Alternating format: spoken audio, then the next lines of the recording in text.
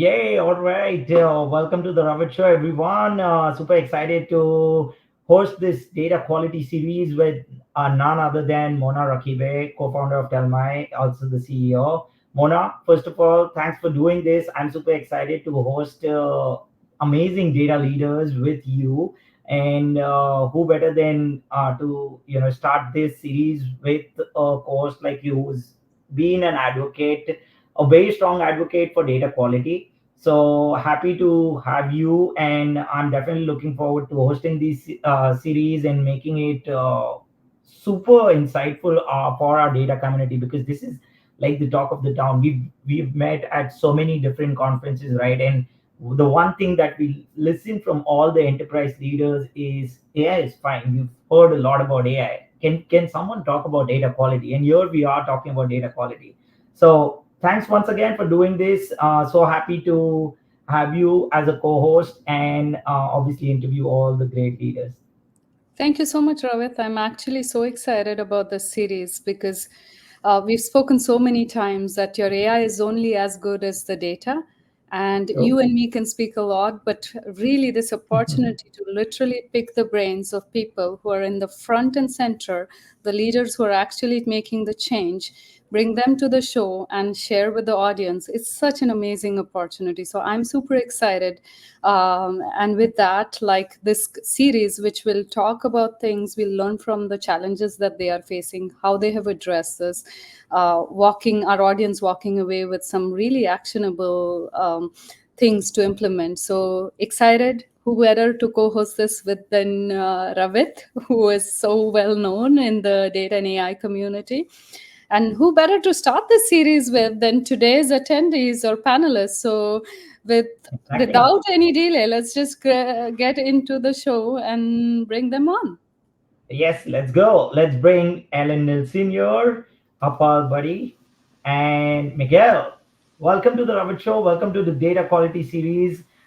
So nice to have you all. I know we've spent some time off air and obviously discussed so many things. I know every prep call that I've got with y'all, that could have been an episode, because y'all have such great insights always about data quality. So, just for our audience, would you like to quickly introduce yourself? Maybe Ellen, you can quickly start. Yeah, sure, I can start. Ellen Nielsen, I'm 30 plus years executive in the data, IT, digital, and procurement supply chain space. So I worked in different industries, and I would say there's one thread throughout my life, and that is data. So I'm really excited to be here and part of the series. And yeah, so very happy. Awesome. Apple? Yeah, hello everyone. Appal Buddy. I've been with the industry for over 20 years now. Primarily work for large financial institutions, build, manage data platforms, and driven with all the passion of continuous learning and contributing to data and tech. I'm also pursuing my doctorate in data and tech from Purdue University. Very excited for this discussion. Thank you. Amazing. Miguel?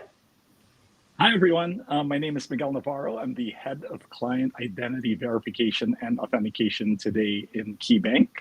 And I've been in tech for quite some time, right? And I've been doing this when I got into development and engineering when I was a small boy and really got into gaming. And then, when mobile first started coming in 2008, and when Steve Jobs had mentioned, hey, let's start having third-party mobile developers, I was one of the few folks that jumped into it.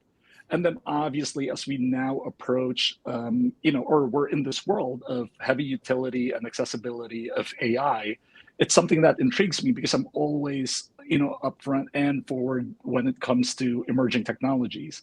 So AI being there for a very long time, now being utilized in a way that we've never utilized before, I think is so very exciting. That's awesome.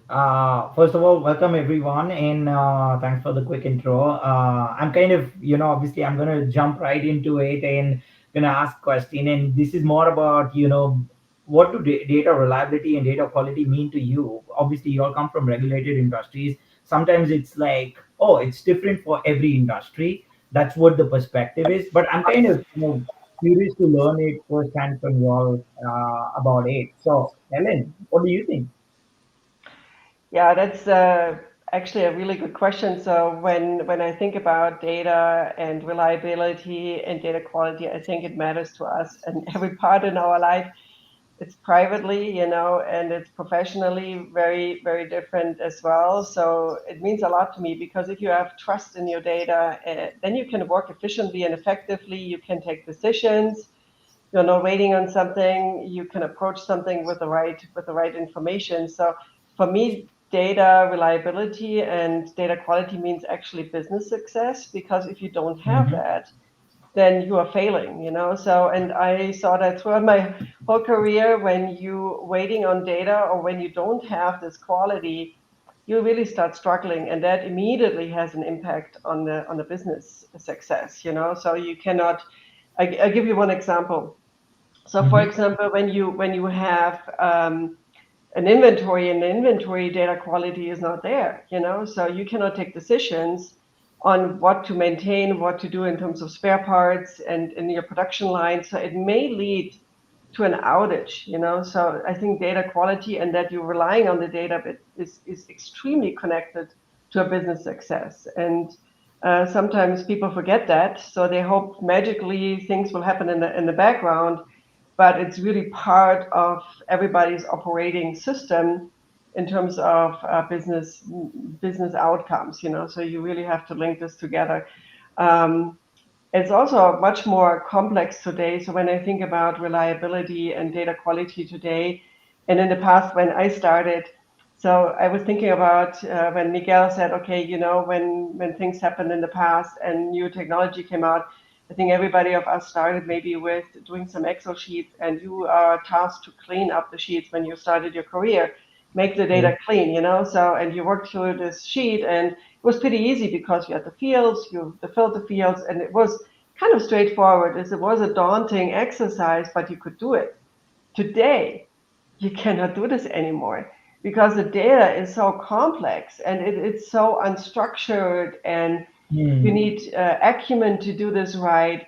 So the task you did maybe 20, 25 years ago, even if you want to, you cannot do it anymore by hand. So there's definitely a different data quality aspect to it and reliability aspect to it. And as we know, most data is now unstructured, and it will get more. Yeah. So we'll see how this looks like in a few years. But for me, it's really business success. When you don't have data quality and data reliability, you will struggle. Very well That's said. so true.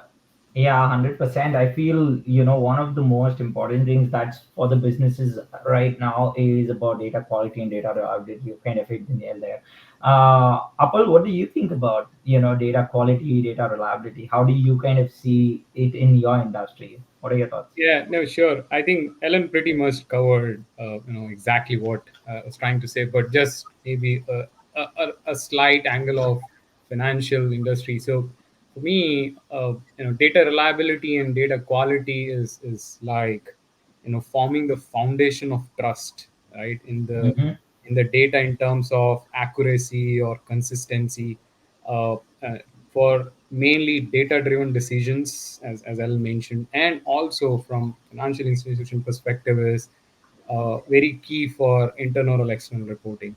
As you know, financial institutions are very heavily regulated, so data quality is always been one of the key aspect for making sure that your reports which are going to external auditors or boards are accurate. So that trust is what is data reliability and quality.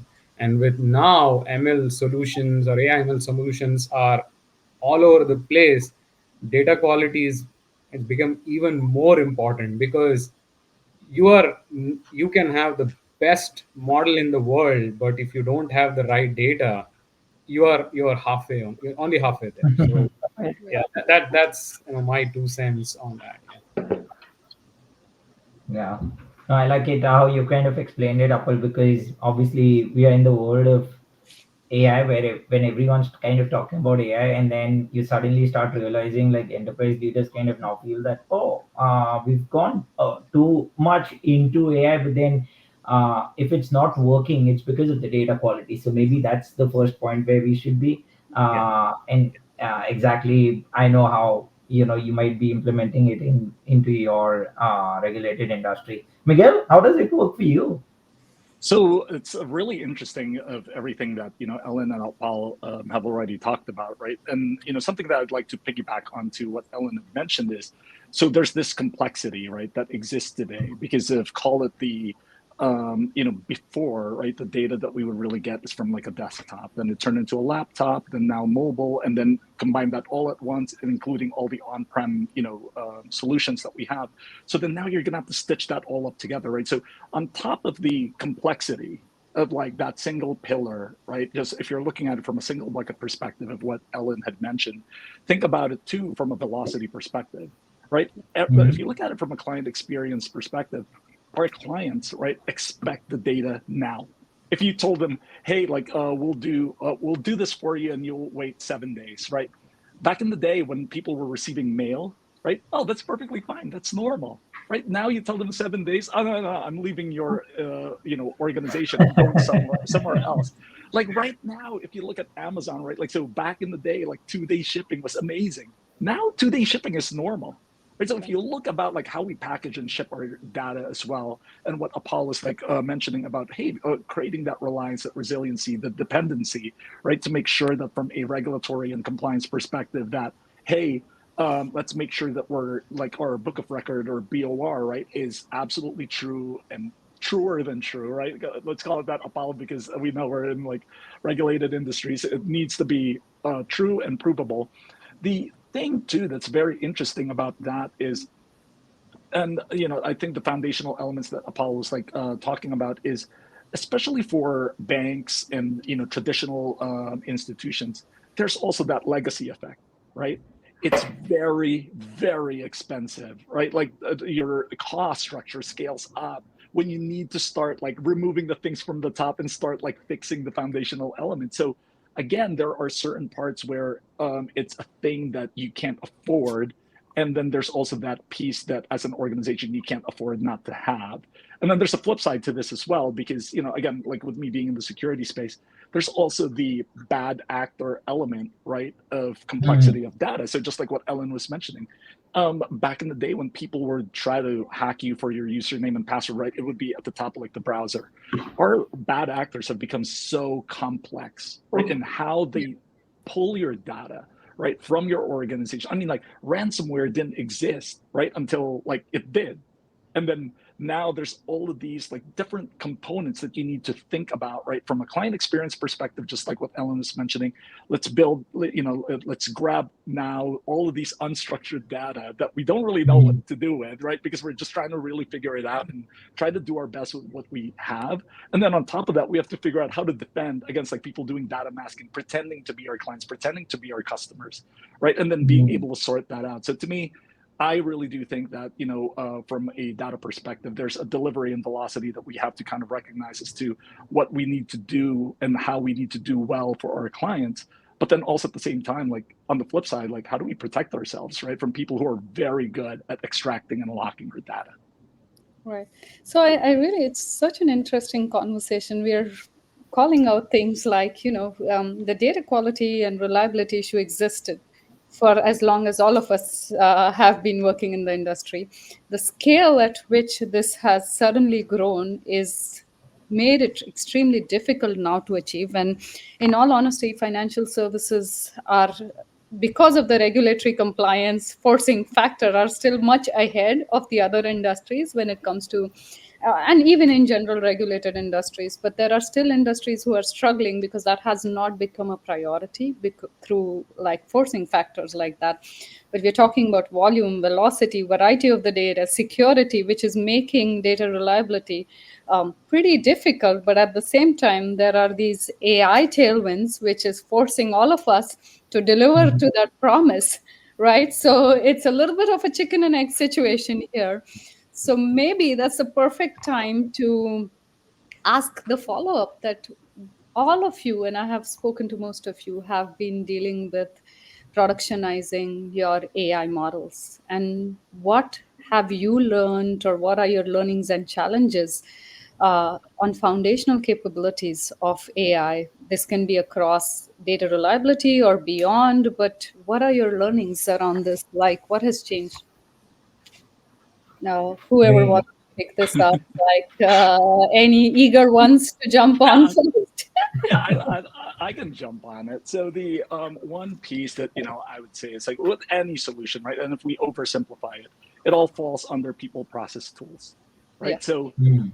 for obvious reasons, tools, there's a ton of them, and a tool really wouldn't do anything if it wasn't manned by a person who is following a process, right? Yes. So to me, the way that I kind of look at it is for success, like call it like organizational success. If you gave me and Tiger Woods the same golf clubs, call it like the same tools, it's going to be two completely different outcomes, right? I would maybe go to Top Golf and swing it a few times and then go home, or Tiger Woods would win the Masters and then like again, not to kind of unearth his affairs, but like it's like a whole bunch of like things, a whole bunch of outputs compared to a regular person like me. So as an organization, right, I do think that when we're looking at it from how we solve for some of like the data elements that kind of exist today, we have to look at it from the three pillars of people, process, tools. So when it comes to AI, number one, on the tools perspective, right, how well as an organization are we essentially understanding, right, of, they call it like large language models or AI models.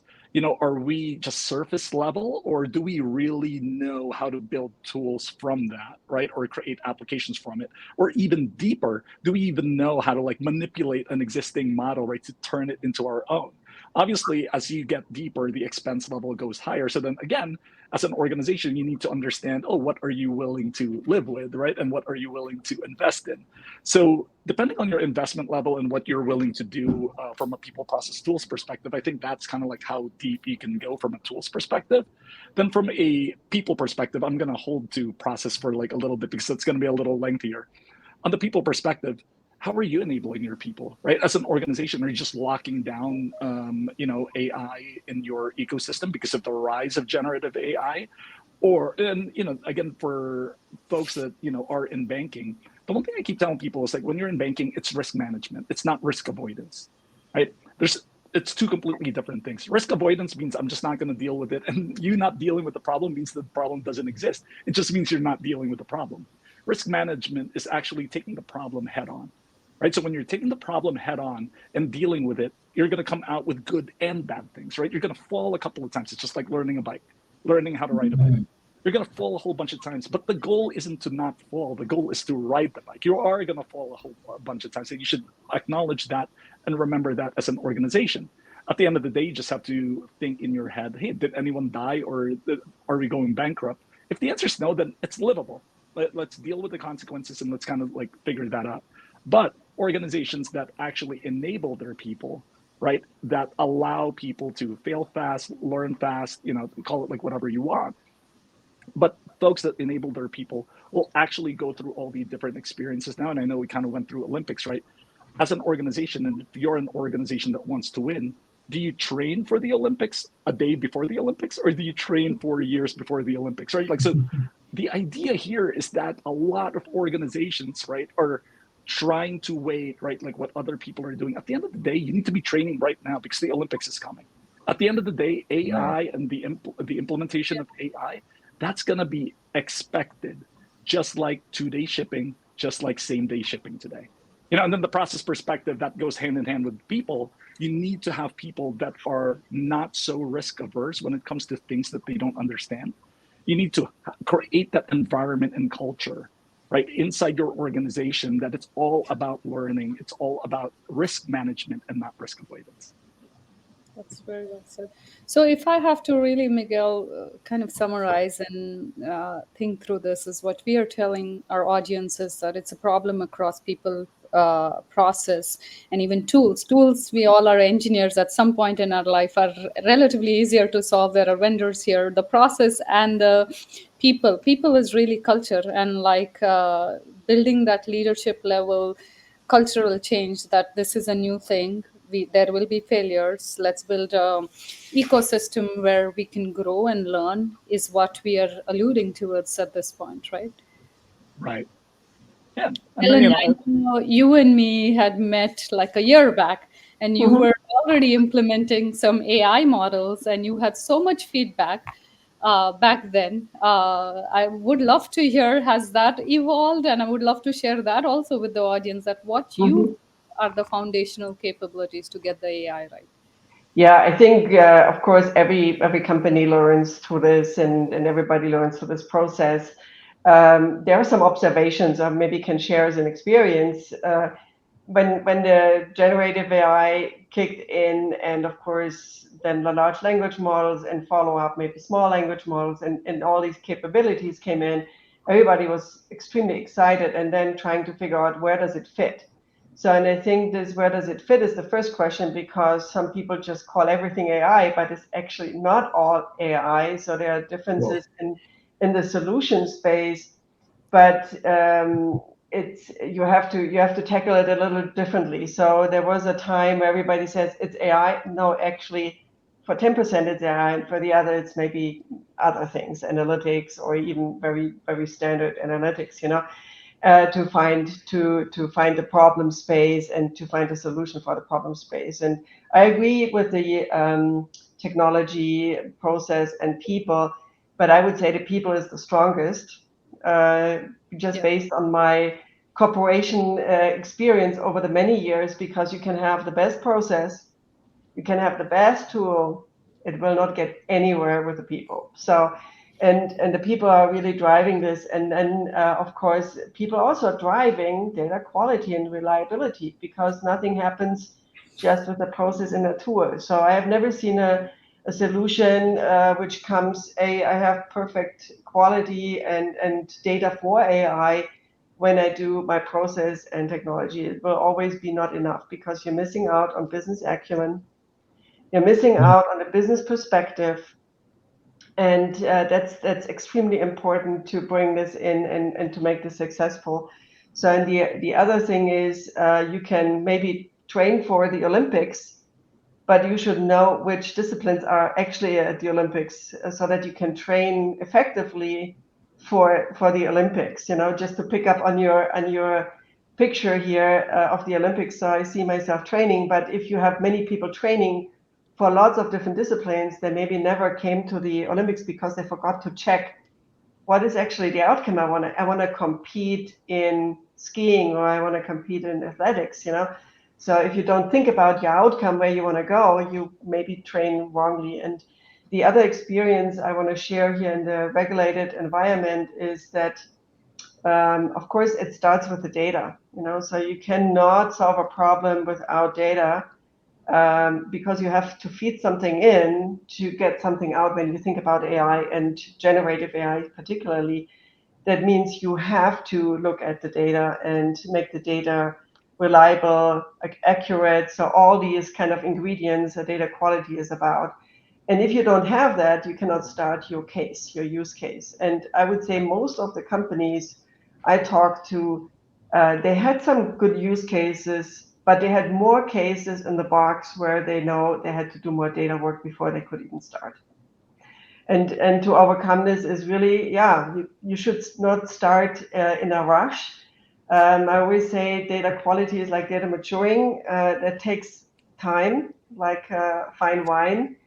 And you cannot say, hey, let's now do data quality and be fixed by tomorrow. That's the one thing. So it's a long-term play. It's a marathon in the Olympics, what you are up to. And then the second thing is then you have to get also the culture behind, because people think it's I want the data, but actually you should deal with the quality of the data. So there's a connection point in there. And when you tie it now to the regulatory environment, which is an always moving environment. So there are some industries, and I was in one, where the regulatories are changing extremely fast. Yeah. And even the data requirements are not always clear, or also changing fast. And they are so complex along different regulatories, it could be state, it could be countries, it could be even counties or other areas, to manage to this is extremely complex. And if you have not cleaned your house, it will be really difficult to do any kind of AI or any kind of predictive, prescriptive analytics, whatever gives you the solution. So that's maybe my thing. I saw the regulatory environment moving so fast, and the only way to deal with it is actually having certain, I talk a little bit technical, but certain data models and data reference data pretty modular available, so that you can tackle, basically pivot in any direction if you always have to restart. So you have to think like a chess player, think a little bit ahead what can come, and not just always fulfilling the need what is today in black and white, because you have to predict the future to be ready to report out. And that's important for business. If you're not reporting out, you have no license to operate, so you have to report out. Wow. That's really fantastic insight. So, what we are saying is like setting that goal and making sure that we march towards that goal, building the foundation like it's a marathon. We got to get our strength right before we start participating, is what I'm hearing across the board, which is phenomenal. And, like, of course, culture and people play a big role. Of friction, of acceleration, depending on what type of people we are able. Anything that worked for you in getting people onboarded? Ellen, you already touched on this, that if we get the business goal defined upfront, is that your trick to getting the people onboarded? It's a hard one, right? The people Yeah, part. that's a hard one, and I think you always have to think about, because if you get too big, hey, it's the company strategy, you get very quickly lost. So I think you have to go a little bit lower into one specific area where you say that has a huge business impact. Financially effective, it's much more efficient. You can gain some profit, or you can grow revenue. So where are the areas where you really have an impact on the company? And then get the leaders on board with that, and then work backwards. What is needed to get this question answered, or to basically change the way how you work today in this area, or how do you find your solution there today? And that pretty much worked. So, and then on the way you can educate the people and say, okay, by the way, these are the enablers you can pick from. And when you want to pick this enabler, there are some other cases you can maybe, this is possible. But when you want to get there, you have to do some pre-work, So, and then they get it, So then they say, yeah, we have to clean our data. And I saw this over again. So when you build this data culture, then the people pick up. And I saw a change from thinking about a perfect process more to perfect data before you enter a process. So Fantastic. Apple, did you want to chime in, add anything to this? Yeah, I just definitely Ellen and Miguel touched on key point, and as Ellen mentioned, you need to get your foundation right. I just want to share my experience or perspective on the data quality, which is the foundation for the ML or AI.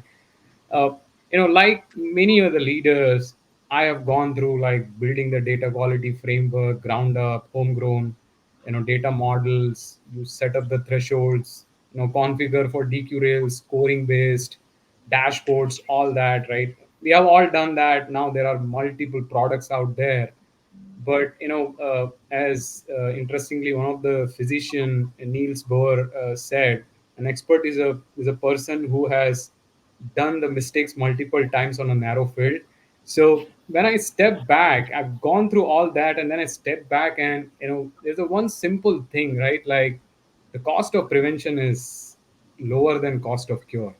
The If you see the major organizations right now, the data quality is after the fact.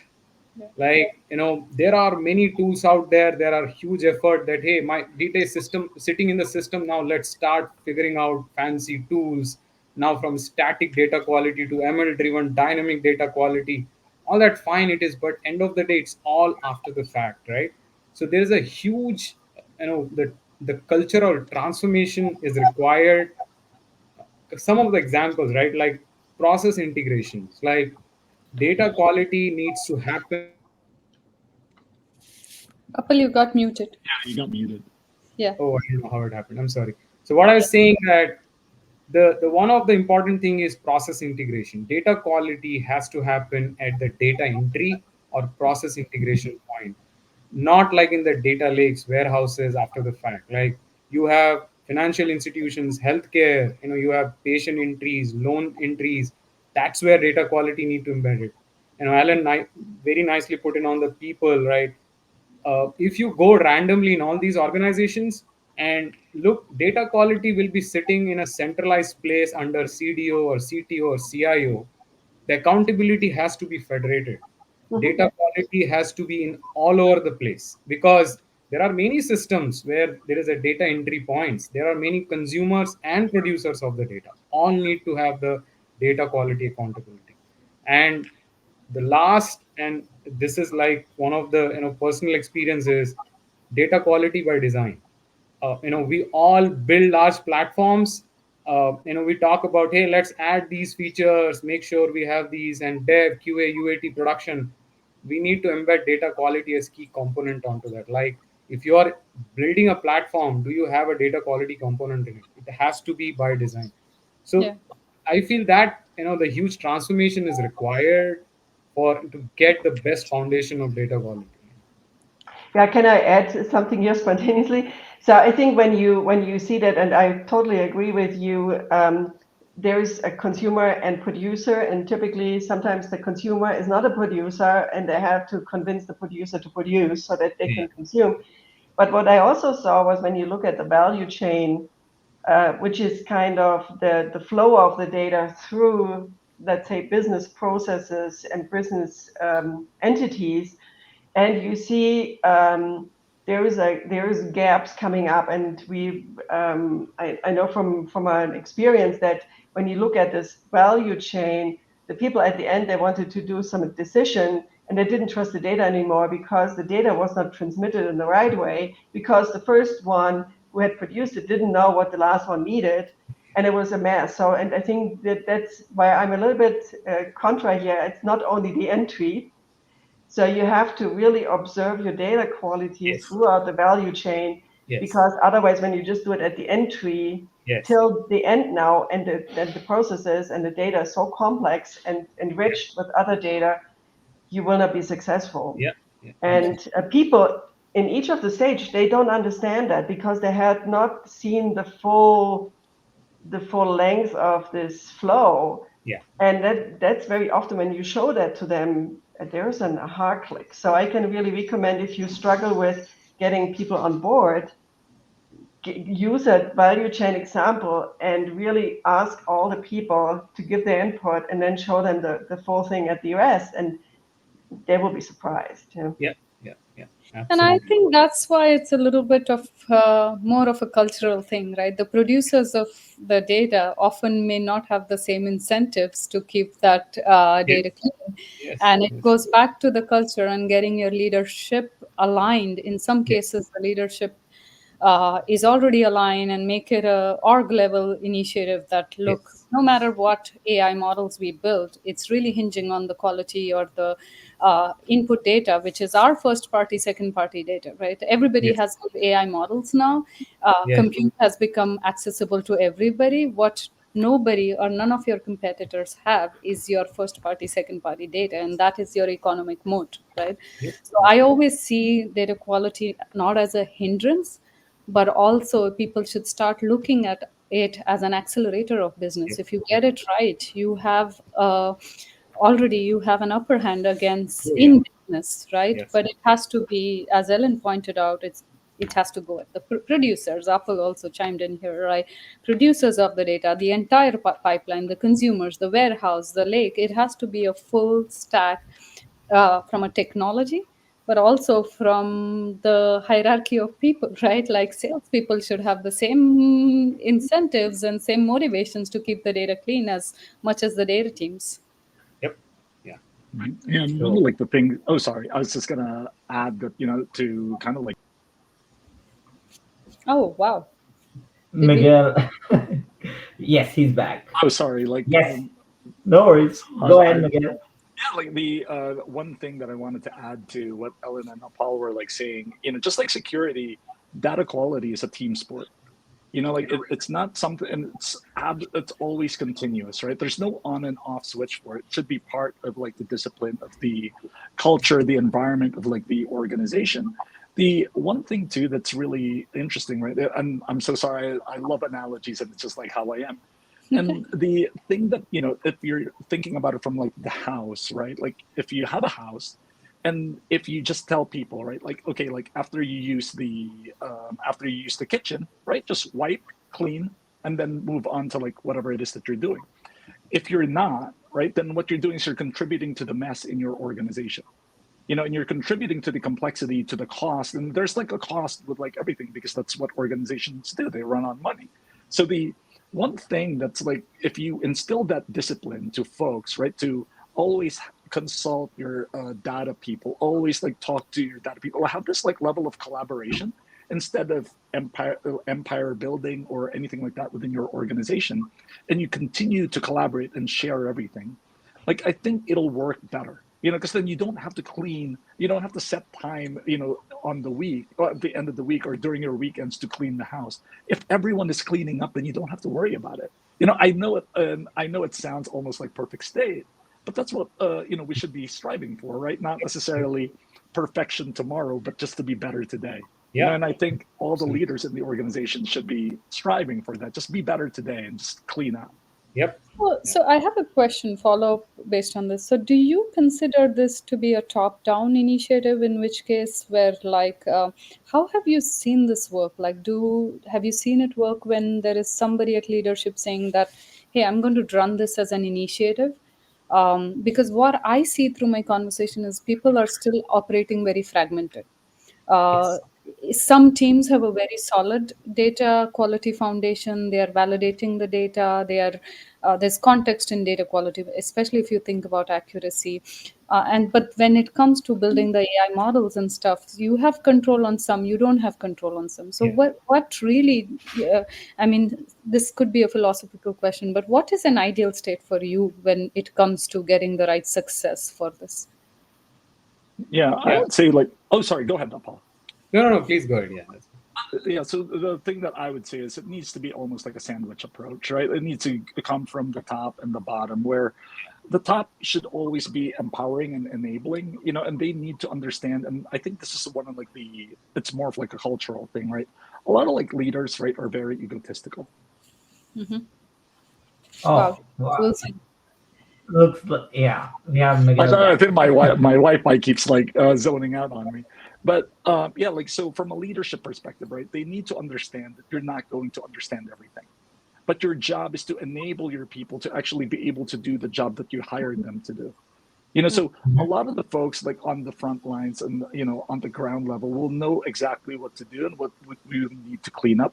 You can build empowerment and direction from like the leadership perspective, but you have to understand that you are probably not going to know everything, and that is okay. So just the same as if you look at it from a marketing perspective, we change the topic a little bit and turn it to a marketing perspective. If you talk to call it like a person who doesn't necessarily use TikTok or social media or anything like that, and you explain to them social media marketing, right, and they don't use social media, they will not understand that concept. They will not understand what social media Yeah. marketing is, what the value of social media marketing. And a traditional leader, right, would say, well, I don't understand that, so I'm going to deny that. But if the environment is correct and you have a leader that, what, I don't understand what you're doing, but I trust that you know what you're talking about, what, let's see what happens. Then now it's a totally different outcome in that organization, right? So it's the same thing with data. I do believe that, especially when it comes to AI, emerging technologies, etc., I think we need to be okay and honest, right, when we don't know things, and not be the roadblock in the organization. And I think that's why I kind of look at it from a sandwich approach. The people at the bottom should continue, like informing and, like creating, establishing that credibility and trust with their leaders and managing upward. And then the people at the top should be looking at it from a enablement and environment perspective. Yeah. Makes a lot of sense. Yeah, I'll just add on to what Miguel said, and completely. And when I have seen this as a failure as well as a success. And I absolutely agree. So if you look at this whole the data thing, right? Data quality, data governance, data platforms. It's more of a back office thing for any organization, and there is no in front cash, right? Like it's not that you are sitting on operations, you are like chunking money. There is an indirect benefit to it. So there Correct. is absolute mandate that you have to have a person on the board table, making a big noise that yes, data is one of the key pillar, and that cultural shift that person has to drive. A lot of these organizations are struggling when like CDO is owning this, but it's like they're 3 layer down. They don't have control on engineering and all. Then it is failing, and there is, because there is no voice of that CDO, and then it fails. So it absolutely has to start and get a strong support from the top, so that we can bring that as a culture, that it's, hey, it's a mandatory things everybody Mhm. has to do to embed the indirect benefit of it. If data governance in place, data quality in place, you are getting data driven insights, you are doing right reporting to external parties, everything is going good, and you will get exponential growth. So that's the indirect benefit. I absolutely feel that it has to start from the top. Yeah. Yeah, I'm actually up a lot of my learnings, and my learnings are from talking with people like you folks, right? As a vendor, like I learn every day from all of you. The channel, I see it consistently. Every person I have spoken to says that this is important. We Yeah. understand this is a foundation for AI. We need to get a hold on our. I know so many people who have abandoned AI projects because they need to get the data right. Unfortunately, this never gets budgeted. This never gets prioritized. That's where the rubber meets the ground. And that's why I'm asking you folks that what's really worked and how can we solve, and how is it being solved for the people who have solved. So your observations are spot on, and I've seen the same. So Ellen, I know you are also like trying to chime in. I think you have something to add to this. So Yeah, it's a challenge, you know. So there are priorities in the companies, and the money is basically assigned to priorities. And then if you go down the list and it gets really tough, then certain things will be deprioritized. And what I figured out was you cannot always boil the ocean, how I call it. You know, you cannot say we want to make this big splash project and this costs like this much. So you have to be more pointed and mhm, say we do a kind of minimal viable approach. And how do we get there? And of course, the question is always, when are we done? You know, so I got a question one time, when are we done? And actually, you are maybe never really done because it's evolving, and I don't want to hear that. So it's kind of, you know, you pay your bill in terms of your power comes out of the, you never stop paying your power, right? So you have to power your data quality all the time. You can maybe ramp up a little bit and ramp down based on, I want to do this use case. This is my specific area. I'm just calling it, let's say, HR data. We need to do this right now because we have other things which are linked to this from a safety perspective or from an operational perspective. So then you can ramp it up here, and the other maybe a little down, but you should really pick and choose your cases, what you want to go. What doesn't typically work is saying, hey, this is a big data governance thing, and there's a big data quality project, and this costs you millions. This don't get you anywhere. So Yeah. I always say you need some top level support. Yeah. The best top level support is also who trusts the leader, who is closer to this topic and knows what to do. And then, of course, you need a little bit of balance, because if you go too low in the organization, it can get sometimes too many legs, and then everybody wants to do something which is not linked anymore to the business. So you have to find the right leadership level where basically you can understand how to buffer things from the top, what's really important from a business, and not let the organization go nuts and do everything with what we call whistles and bells, you know. So you don't want to create whistles and bells. You want to be very pointed, and you need sometimes adjustments in that.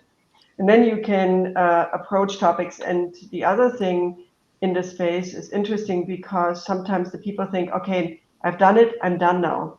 Yeah, again, so my personal job is done now. No, it's never done, because then the technology is changing. We get other benefits. you have to switch from one tool to the other, but you have to think about how you do this right. So when we thought about this in the past, when we had technology changes, we wanted to be thoughtful that whatever we do, we can copy paste and reuse that in another way, because the ingredients of data quality or reliability or observability is not changing much, so you can keep some stuff documented and you can reuse it. And I saw that when I joined an organization as the data officer. So they said, yeah, we have tried this now 50 times, yeah, or 10 times. They said, okay, maybe that was not the right way. So think about people changing too. They're changing their jobs. And I would say the most threat in all of this, especially because you need the business acumen, is managing changes in the organization and then have higher leadership um, commitment, then whatever changes there, this stays. So and that's something where I saw many failures of, because leader change, people Yeah. changed, Yeah. and then you get lost, and then 5 years later, oh, we have really a problem. Then you restart again. So what a pain. So I think you have to try to really solve a problem more sustainably. And I would say when you are in a high volatile market or in a high volatile environment where priorities are shifting pretty dramatically, that's the most challenge actually. It's not about the people who have the skills. The people have actually the capabilities and the processes and the technology to do it. But the priorities of the company are changing so fast that the people just they have their targets, and then things flip back and forth. And how do you do the right thing for the company? Because you want to protect the company in the best way, that they don't losing the crown jewels, the most important data. Yeah. Love Wow, it. this is so insightful. I can sit here and listen to these folks all day long. So, E- Exactly what I was kind of wondering as well. I could listen to all four of you sharing all the insights, because this is exactly what, you know, even the community, I kind of get questions around data quality, even from enterprise leaders, from the vendor side, but just in general from the data analysts, data engineers out there. And they're kind of confused about how it actually works. Is it the top down? Is it the bottom up? Should we go out and, talk to the leadership about something like this? And sometimes, like Ellen mentioned, it's about people changing. There's attrition that happens. So everyone's lost in the circle of, oh, we did start that at one point in time and we're nowhere. But those are great insights. Obviously, keeping time in mind, I also want to ask something around the lines where, since all of you all are coming from the regulated industries, what's working for you? What's not working for you and your industry? Maybe just one point around that. I'm kind of curious to know. Maybe Apple, what's working for you and what's not working for you in the industry? Yeah, sure. Not working, I think, from one consistent thing in the financial industry I can see is, I think Miguel and Ellen touched upon it, right? There is a, always this is one of the top regulatory driven industry. Mm-hmm. Biggest challenge is with that regulatory norms, and that to keep changing and having lot of controls on it. With that transformation on coping up with the innovation or the transformation is a big challenge. That's why if you see, financial industries always, very legacy on all the platforms, tools and technologies, because there's so much of regulations. They try to be very careful and adopting like cloud native technologies, hosting technologies, or going Mm-hmm. for that, because they always think from here what regulators are going to say, are we going to get penalized like that. So that is a consistent challenge, which but now slowly things are changing, right? Even these financial industries are also going out and opting for hosted technologies, cloud solutions. And slowly it's changing, but that's one of the thing to balance between this regulatory changes or regulations and the innovation is always a challenge for the financial industry. And what's working, it's a pretty exciting thing, right? Our time, I would say, with all this, one of that which I discussed with Mona, these new data governance tools and data observability tools coming up with lot of each of them mostly driven with mode of ML solutions. It's very interesting time to see like if I see all these financial institution experience, we always used to see things siloed, like, okay, for data lineage let's have this solution, for data quality let's have this solution, for observability somehow this solution. But now, like with the complex ecosystem, right, it's not just data quality you solve and you get the best data, right? You need to cover all the pillars of data observability. So these tools coming which bringing all these pillars together, and a lot of advancement in the data governance space, it's a great time. That's something I'm seeing. A lot of financial institutions are going and trying out there. Mm, that's awesome. Those are fantastic insights, Apple. Ellen, what do you think? Let me start with what I think is a challenge. I'm not sure if it's not working, but what is really a challenge is, especially when you have data and AI today versus maybe in the past, it's so much more integrated and the decision making is much more complex. So when you have the traditional operating model of a company, hey, this is the finance team, this is this team, this is this team, this works so much across. This almost shouts out for a different way of working, and that's still kind of adding a lot of friction in a company. So when these producers and consumers have to come together and create something and really go after it, so I think that's a challenge. Which maybe most companies are having because these AI cases are not in one single area, so they're spending typically a little bit broader, and that's maybe something which is a challenge. What works well, I think. I think there is no problem in skills, so you have the capabilities, you can get the people, and the skills are there. And I think most companies understood that they have to train their people more. So you hear this training in data and AI is really on the boost. You can do self-learning. You have different education systems in this space than ever before, if you use companies out there like Udacity, Udemy, and Modal, you can call them. They give you all the things you can learn from a basis perspective, and then the use case is actually on the company. So that's what works really well. So when you have built up the capabilities, you have actually enough things to work on from tackling it. So I don't think that the people have a severe lack or gap of capabilities at the moment. Maybe there's a little bit an anxiety. Do I stay afloat? Do I know the last things happening? And am I up to date? But I think from a corporation perspective, we are not moving after the last 5 seconds, So they are more long-term thinking and sustainable thinking. It's plenty good. So I think the talent pool is, I think, generally there. Yeah. And if there is a gap, just ask ChatGPT. Yeah. They might give you an answer you don't like, so you have to be careful. Yeah. There is a Miguel? lot of Maybe humor. they have some hallucinations in this space, so we have to be careful. That's true. Miguel, what do you think?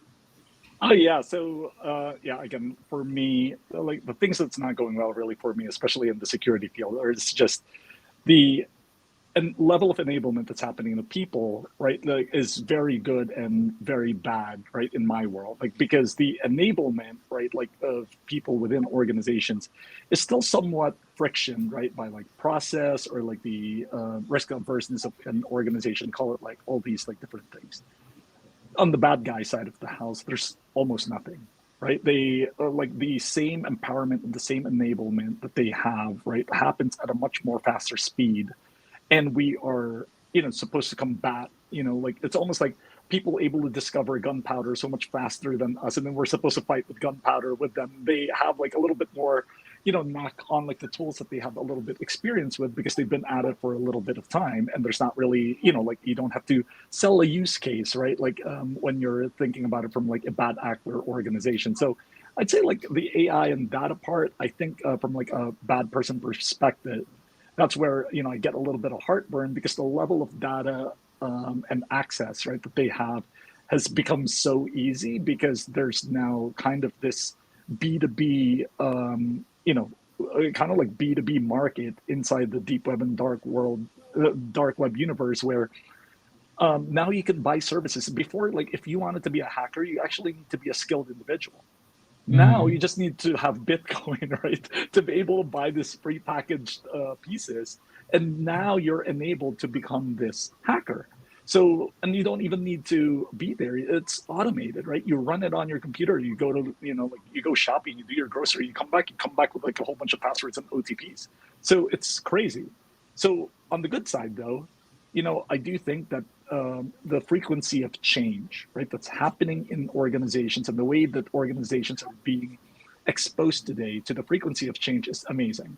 So if you think about it, right, like from the emergence of the internet, the emergence of email, the emergence of, desktop and laptop, the first mobile, right, was laptop technology, and then going into cloud technology, mobile technology, the gap, right, when these catalysts happen in our industry becomes shorter and shorter and shorter, right? So to me, the good thing about this is as organizations change leadership, right, just because of time, what ends up happening is that the people that are stepping foot to become leaders are more change centric and okay with change, and they know what to do when change happens. So it's the same thing like with what Ellen, mentioned, right?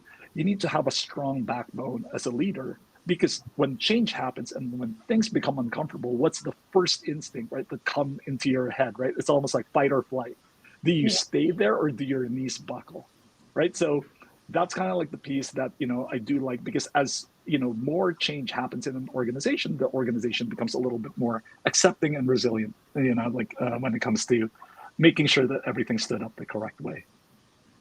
Love it. I think those are fantastic insights, Miguel, Apol, Ellen. I know y'all have been in the industry, and y'all in this regulated industry. Obviously, things kind of evolve very quickly too. But there are some things which change for good. Sometimes it's like, okay, it's getting challenging. So thanks for sharing those. Mona, did you have something for them No, before I we think take we're off? at almost like 4 minutes, but I have one thing So which I always like to do is that if the audience that's listening to you all wants to go back with one actionable thing that they can go and start doing, which has worked for you, or advice that you phenomenal leaders have for them, that's actually something that they can start working on.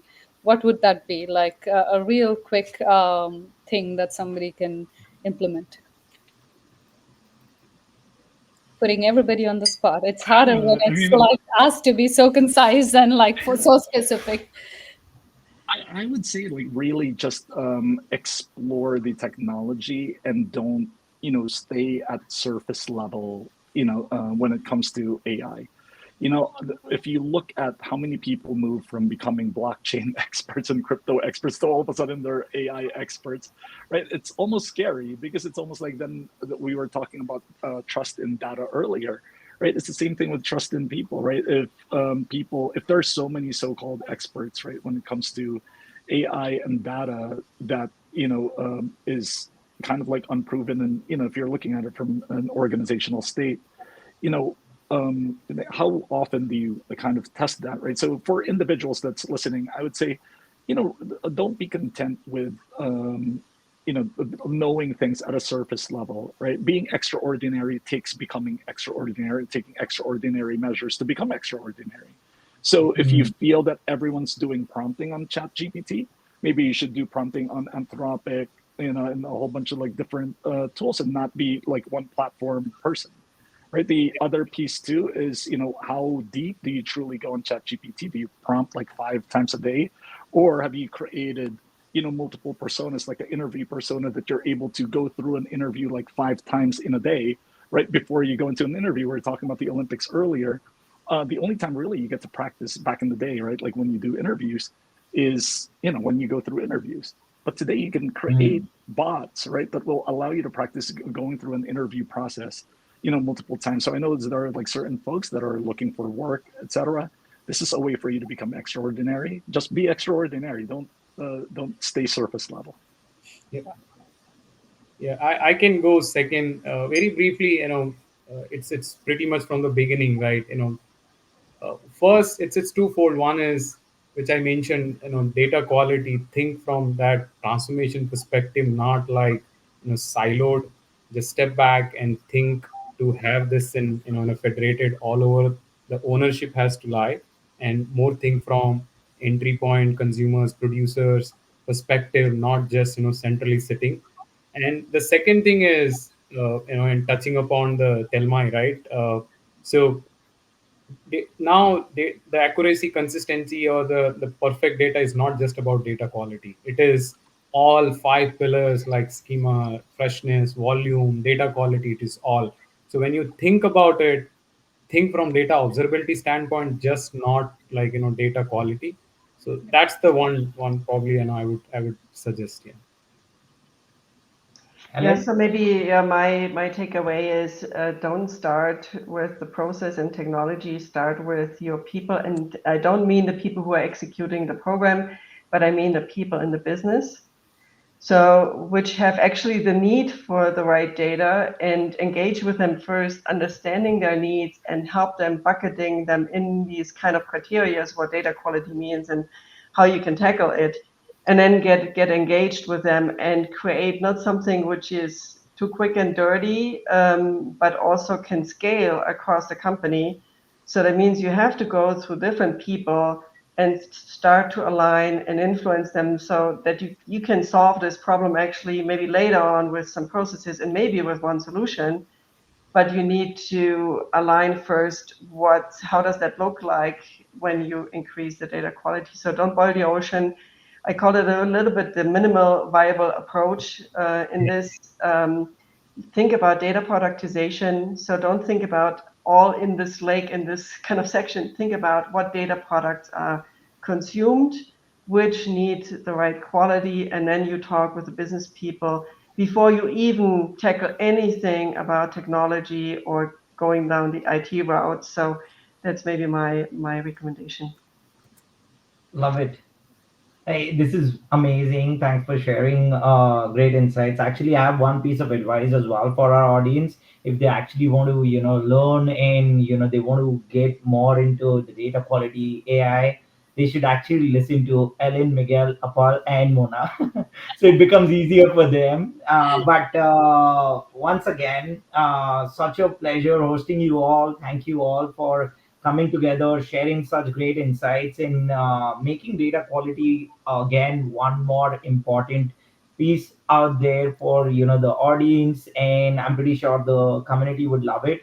One last question for everyone: if our audience wants to reach out to you, which is the best place? Is it LinkedIn, some other channel X, or which is the best place? Ellen, where can they reach out to you? LinkedIn.